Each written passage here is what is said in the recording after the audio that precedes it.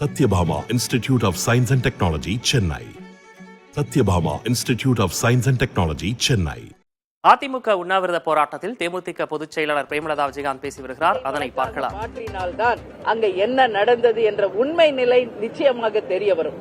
ஏன்னா இன்னைக்கு ஆளுங்கட்சியை சேர்ந்தவர்களே அதுக்கு உடந்தையாக இருந்து அந்த கள்ளச்சாராயத்தை காய்ச்சுவதற்கும் சரி, இந்த அளவு உயிர் சேதத்திற்கும் முழு பொறுப்பு திமுக தான் ஏத்துக்கிறோம். இன்னைக்கு அமைச்சர் முத்துசுவாமி அவர்கள் சொல்றாரு, காலையில எந்திரிச்சவன குடிக்கிறவன குடிகாரன்னு சொல்லக்கூடாதுன்னு ஒரு புதிய ஒரு விளக்கத்தை அமைச்சர் சொல்றாரு. காலையில எந்திரிச்சவன குடிக்கிறவங்களை குடிகாரன்னு சொல்லாம வேற என்ன சொல்லுவாங்க? அமைச்சர் முத்துசுவாமி அவர்களே, உங்களுக்கு உண்மையிலே மனசாட்சி இருந்தால், தன்மானம் இருந்தால், இந்த 63 உயிர்கள் பலிக்கு நீங்கள் முழுமையாக பொறுப்பேற்று உங்களுடைய மந்திரி பதவியை ராஜினாமா செய்ய வேண்டும். அதுதான் நீங்கள் மக்களுக்கு இழைக்கின்ற ஒரு நியாயமாக இருக்க முடியும். அது மட்டும் இல்லை, இது சிபிஐ வழக்காக மாற்ற வேண்டும். இப்போ 40க்கு 40 நாங்க ஜெயிச்சிட்டோம், அதனாலதான் அவங்க போராமையில் இப்படி பண்றாருன்னு சொல்றாரு ஸ்டாலின் அவர்கள். 40க்கு 40 ஜெயிச்சு என்ன பண்றீங்க? கேன்டீனுக்கு தான் போக போறீங்க, மறுபடியும் கேன்டீன்ல இருந்து தமிழ்நாட்டுக்கு வர போறீங்க. இதுதானே நடந்துகிட்டு இருக்கு. கேன்டீன்ல போய் உங்களுடைய விவாதத்தை வேணா நடத்தலாம், வேற என்ன செய்ய போறீங்க? அதனால 40க்கு 40, அடுத்து 200க்கு 200. இப்ப விக்கிரவாண்டி தேர்தலா எதிர்த்து போட்டிடுற எல்லாரையும் டெபாசிட் இல்லை. இதுதான் இன்னைக்கு அடுத்த தலைமுறையை பத்தி யோசிக்கின்ற ஆட்சியாக இன்னைக்கு திமுக கிடையாது. அடுத்த தேர்தலை நோக்கிதான் இவங்க இன்னைக்கு ஆட்சி செய்கிறார்களே ஒழிய அடுத்த தலைமுறைக்கு இன்னைக்கு எதையும் இவங்க விட்டுட்டு போறதா இல்ல. நேற்று பாக்குற அமலாக்கத்துறை ஒரு நோட்டீஸ் அனுப்பி இருக்காங்க டிஜிபிக்கு. 5000 கோடி அளவு மணல் கொள்ளை குறித்த அளவை விட அதிகமாக தமிழ்நாட்டில் நடந்திருக்கிறது. மிக விரைவில் அதற்கான உண்மை நிலவரத்தை தர வேண்டும் என்று அமலாக்கத்துறை கொடுத்திருக்காங்க. ஒரு பக்கம் மணல் கொள்ளை, ஒரு பக்கம் கனிம வள கொள்ளை, ஒரு பக்கம் டாஸ்மாக், ஒரு பக்கம் கஞ்சா, ஒரு பக்கம் பார்த்தோம்னா கள்ளச்சாராயம். எங்கேயுமே வேலை கிடையாது. இன்னைக்கு நான் உங்களுக்கு சொல்றேன், மார்னிங் நீங்க கிளம்பி வர்றதுக்கு வர ஒரு 50 லேடிஸ் வீட்டு வாசல்ல நிக்கிறாங்க. எனக்கே ஒன்னும் புரியல, எதுக்கு இங்க நிக்கிறீங்கன்னா எல்லாரும் சிதம்பரத்துல இருந்து வந்திருக்கோம், வேலையே கிடையாது அங்க. ஏதாவது ஒரு வேலையை எங்களுக்கு சென்னை சிட்டில ஏதாவது நீங்க எல்லாம் சேர்ந்து தாங்கன்னு சொல்லி அந்த பெண்கள் முறையிடும் போது உண்மையிலேயே மனசுக்கு ரொம்ப கஷ்டமா இருக்கு. இன்னைக்கு எங்கேயுமே வேலை இல்ல. இன்னைக்கு ஏன் இளைஞர்கள் மாணவர்கள் இன்னைக்கு குடிக்கு அடிமை ஆகிட்டு இருக்காங்க? அவங்களுக்கு வேலை கிடையாது, பொழுது போக முடியல. சோ வேலை இல்லாததுனால அவர்களுக்கு என்ன செய்வது என்று தெரியாம இன்னைக்கு போதைக்கு அடிமையாகின்ற ஒரு நிலைமை இருக்கிறது. இந்த நிலை எல்லாமே நிச்சயமாக மாற்ற வேண்டியது ஒரு அரசினுடைய கடமை. இன்னைக்கு கொஞ்சம் கூட வாய்க்கூசாம ஸ்டாலின் அவர்கள் சொல்றாரு, சிறந்த முறையில மக்களாட்சி நடத்திக்கிட்டு இருக்கோம். மக்களாட்சி நடத்துறதா இருந்தா ஏன் 63 உயிர் போனாங்க? ஏன் இன்னைக்கு எங்கேயுமே வேலை வாய்ப்பு இல்ல? இன்னைக்கு நீங்க துபாய்க்கு எல்லா ஊருக்கு போயிட்டு வந்தீங்களே, எல்லா இடத்துலயும் வேலை வாய்ப்பை உருவாக்குன்னு சொன்னீங்க. எங்காவது ஒரு இடத்துல வேலை வாய்ப்பை நீங்க உருவாக்கி இருக்கிறீங்களா என்பதை மக்கள் முன்னாடி நீங்க சொல்லணும். எது கேட்டாலும் ஒரு பணத்தை கொடுத்து வாயை அடைச்சிடுறாங்க. ஒரு இறந்து போயிட்டாங்களா ஒரு 10 லட்சம், இன்னும் ஆக்சிடென்ட்ல இறந்தாங்களா 3 லட்சம், எதுனாலும் ஒரே பணம். நம்ம மக்களும் இன்னைக்கு வறுமையில இருக்கிறதுனால அதை மீறி பேச முடியாத ஒரு நிலைமையில கொண்டு செல்வது இந்த திமுக அரசு தான். எனவே இது எல்லாமே வன்மையாக கண்டிக்கக்கூடிய விஷயம். அந்த 63 உயிர் பலிக்கு நிச்சயமாக திமுக அரசு முழு பொறுப்பு ஏற்க வேண்டும். சிபிஐ விசாரணையாக இதை மாற்றி உறுதியாக மக்களுக்கு நியாயத்தை வழங்கணும்ன்றதுல எந்த மாற்றம் இல்ல. அடுத்து 2026 நாங்க தான் 200க்கு 200 சொல்லிட்டு இருக்கீங்களே முதல்வர் அவர்களே, நிச்சயம் கிடையாது. மக்கள் எல்லாமே பாத்துக்கிட்டு தான் இருக்காங்க. நிச்சயமாக 2026 மகத்தான ஒரு மாற்றம் அனைத்து இந்திய அண்ணா திராவிட முன்னேற்ற கழகத்தின் தலைமையில நிச்சயமாக மிகப்பெரிய அளவுல ஒரு கூட்டணியோட நாங்க ஆட்சி அமைப்போம் என்பதை இந்த நேரத்தில் நான் உறுதியா சொல்றேன். மாற்றம் ஒன்றுதான் இங்க மாறாதது. இன்னைக்கு திமுகவை சேர்ந்தவர்கள் செய்த ஒரு நிகழ்வை யோசிச்சு பாருங்க. குஷ்பு அவர்களை செருப்பால் அடிச்சு அன்னைக்கு அசிங்கப்படுத்தினாங்க, ஒரு பெண் என்று பார்க்காம. இன்னைக்கு காலம் எப்படி போகுது? இன்னைக்கு தேசிய மகளிர் ஆணைய குழுவின் தலைவியாக இன்னைக்கு குஷ்பு அவர்களை கள்ளக்குறிச்சிக்கு போய் திமுகவில் நடந்த அத்தனை விஷயங்களையும் இன்னைக்கு அவங்க போய் மக்களை சந்திச்சு எடுக்கின்ற ஒரு நிலைமை. அதனால நீங்க தான் நிரந்தரம் நினைக்காதீங்க. மாற்றம் ஒன்றுதான் இங்க மாறாதது. நிச்சயமாக மாற்றம் வரும். வெகு விரைவில் மாற்றம் 2026 மக்களாட்சி மீண்டும் மலரும் என்பதுல எந்த விதமான மாற்று கருத்துமே கிடையாது என்பதை நான் உறுதியாக சொல்றேன். அண்ணன் எடப்பாடியாருடன் நிச்சயமாக நாங்கள் கலந்து பேசி இந்த போராட்டங்களை இன்னும் அடுத்த கட்ட லெவலுக்கு எப்படியெல்லாம் கொண்டு போகணும் என்பதை நிச்சயமாக நாங்களும் பேசுவோம்.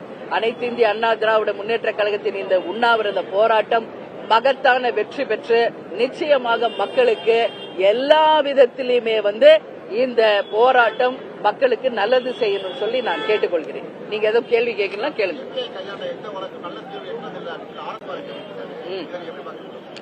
அவருக்கு தெரிஞ்சது அவர் சொல்றாரு. சிபிசிஐடினா மட்டும்தான் அங்க வழக்கு. இன்னைக்கு சிபிசிஐடியில ஏற்கனவே விழுப்புரம், மரக்காணம், செங்கல்பட்டுல 22 பேர் இறந்து போனாங்கல்ல. அதுக்கு இதுவரைக்கும் என்ன ரிசல்ட் வந்தது, என்ன தீர்வு வந்தது? ஒன்னும் கிடையாது. காலத்தை தாழ்த்துவதற்காக தான் இவங்க சிபிஐ வழக்கை கேட்கிறாங்க என்று அவர் சொல்றார். அப்படி கிடையாது. உண்மை நிலை என்ன என்பது சிபிஐ கிட்ட போகும் பொழுதுதான், அது ஆளுங்கட்சியாக இருந்தாலும் யாராக இருந்தாலும் உண்மை நிலை வெளியே வரும். அந்த உண்மை நிலை வெளியே வந்துட்டா இவங்க முகத்திரை கிழிக்கப்படும் என்பதனாலேயே சிபிஐ வழக்கு வரக்கூடாது என்பதை தடுக்கிறார் பாரதி அவர்கள். இது கண்டனத்துக்குரிய ஒரு விஷயம். கள்ளக்குறிச்சி சென்று பாதிக்கப்பட்ட மக்களை சந்திக்காம இருக்காரு.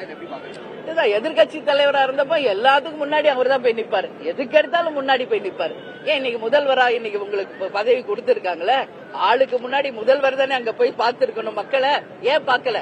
ஒட்டுமொத்த மக்கள் சார்பாக இந்த கேள்வியை கேட்கணும். முதலமைச்சர் அவர்களை ஏன் கள்ளக்குறிச்சிக்கு சென்று 63 உயிர் உங்க ஆட்சியில போயிருக்கிறது. ஏற்கனவே மரக்காணம், விழுப்புரத்துல 22 உயிர் போயிருக்கிறது. ஏறக்குறைய 85 உயிர்கள் போயிருக்கு. இதுக்கு என்ன நீங்க பொறுப்பே இருக்கிறீங்க? நீங்கள் நிச்சயமாக நீங்கள் சென்று மக்களை சந்திக்க வேண்டும். இதுல மாற்று கருத்துல உங்க மகனை அனுப்பி உடனே 10 லட்சம் ரூபாய் செக்க கொடுத்துட்டா போதுமா? 10 லட்சம் கொடுத்துட்டீங்க, நீங்க அந்த உயிர் திரும்ப வருமா? அதனால இதெல்லாம் கண்டனத்துக்குரியது. நிச்சயமாக முதல்வர் பொறுப்பேற்று அங்கு செல்ல வேண்டும்.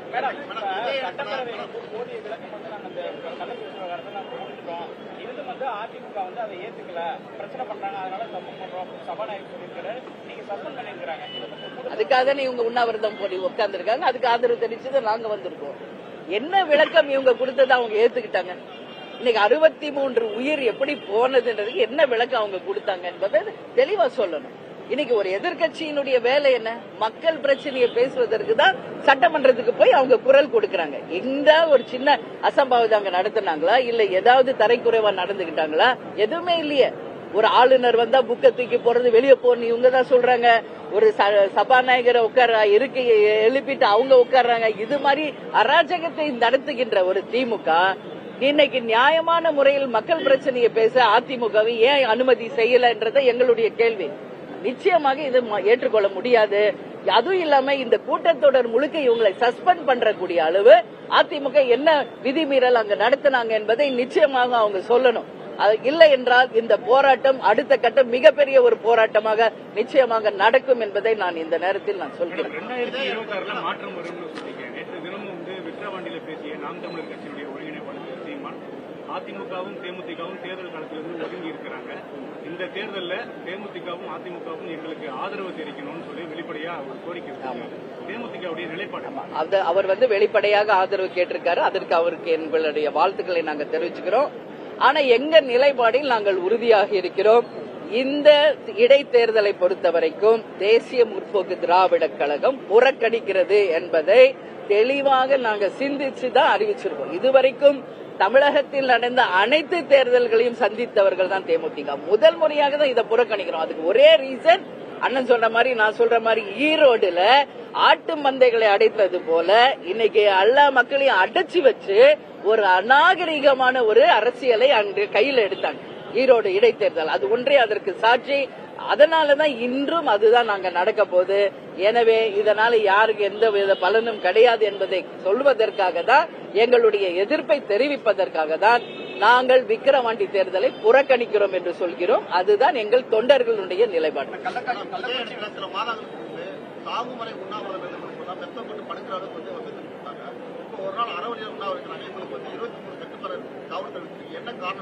அதுதான் ஆளுங்கட்சியின் அராஜகம். வேற என்ன சொல்றது?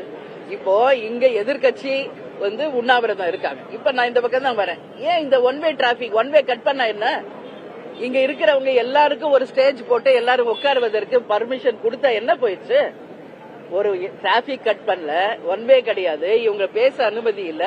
இப்பயே இந்த டேபிள் இங்க கொண்டு வந்து வைக்கிறதுக்கே 10 நிமிஷம் ஆகுது. என்ன அப்படி ஒரு அடக்குமுறை? என்ன அடக்குமுறை? அப்ப மக்கள் பிரச்சனை இங்க யாருமே பேசக்கூடாதா? உண்மையில் ஒரு எதிர்கட்சிக்கு இன்னும் மிகப்பெரிய ஒரு இடத்தை அவங்களுக்கு கொடுத்து சிறப்பாக முறையில் அவங்க மக்கள் கடமையை ஆற்ற அனுமதிச்சிருக்கணும். ஆனா இன்னைக்கு பெர்மிஷன் கொடுக்க மாட்டேங்கிறாங்க. 23 விதமான கண்டிஷன்ஸ் போட்டதா அண்ணன் இப்ப சொல்றாரு. எதற்காக? ஏதாவது வழக்கு பதிய வைக்கணும். நீங்க வழக்குகளை பதிய வைங்க. வழக்குகளை சந்தித்து பயப்படக்கூடிய கட்சியா அதிமுகவோ இல்ல தேமுதிகவோ எதுவுமே கிடையாது. சென்னையில் அதிமுக சார்பாக நடைபெற்று வரும் உண்ணாவிரத போராட்டத்தில் தேமுதிக பொதுச் செயலாளர் பிரேமலதா விஜயகாந்த் பேசியதை பார்த்தோம். அதில் கள்ளக்குறிச்சி விஷச்சாராய மரணம் தொடர்பாக சிபிஐ விசாரணை வேண்டும் என்று அவர் கோரியிருக்கிறார். அவர் பேசிய முழு விவரங்களையும் பின்னர் வரக்கூடிய செய்திகளில் விரிவாக பார்க்கலாம். Satyabhama Institute of Science and Technology, Chennai. Satyabhama Institute of Science and Technology, Chennai.